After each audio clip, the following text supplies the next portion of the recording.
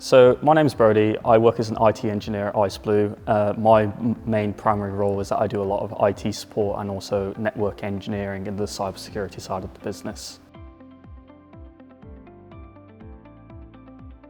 It depends day by day. We do a lot of different things. I mean, we can have some days where you've got customers on the phone where they're experiencing issues and you've literally got to go through, and it's like a puzzle. You've got to put the pieces together and figure out what's going on.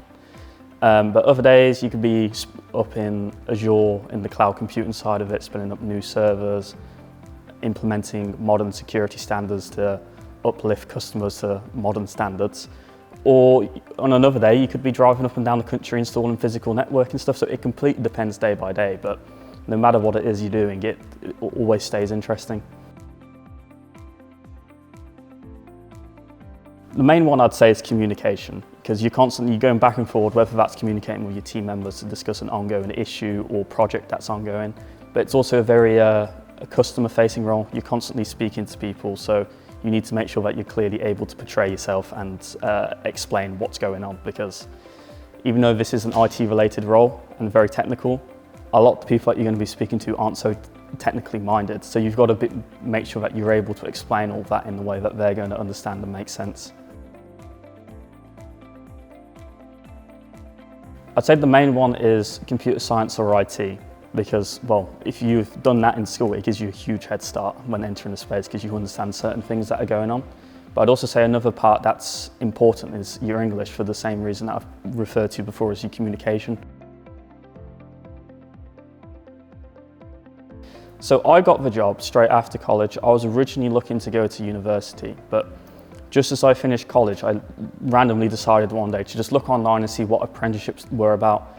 And I found this one here at IceBlue, and I just went for it.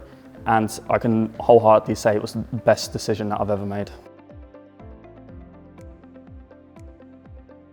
Yeah, so through my time here at IceBlue, I have obtained quite a few certifications, mostly in the cyberspace and to do with Azure, to do with like the administration and rolling out of different networking servers.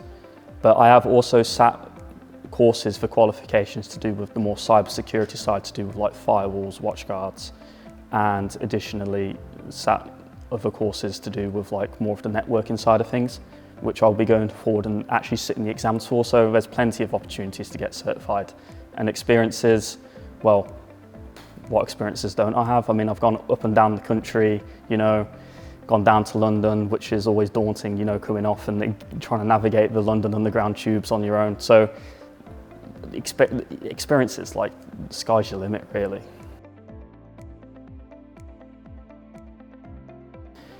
Well, I've always been interested in computers. You know, when I was younger, I used to play a lot of video games. My father, he had a background in the IT engineer space, so seeing him working on computers, you know, like he'd come home from work, he'd have computers open up on the desk, like installing different parts into them.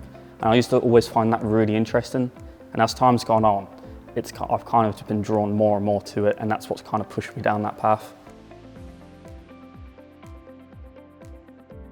So in my opinion, there's two main ways you can get into it. The first one's through apprenticeships, where you're learning on the job, but you can also go through university as well.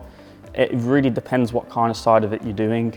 If you're doing like the coding side, like university is a good option. But for me, what I was doing with I would do more hands-on the physical side.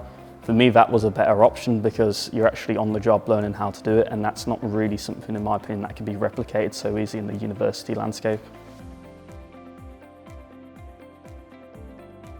Just do your research, make sure you know what side of it is you want to get into, because the IT space is quite a vast area. Just do your research. If you're looking at apprenticeships, you know, just see what's on offer in your area, see if anything piques your interest, and just don't be afraid to go for it. It's a welcoming environment. You know, you're there to learn at the end of the day, and no one's going to judge you if you don't know something.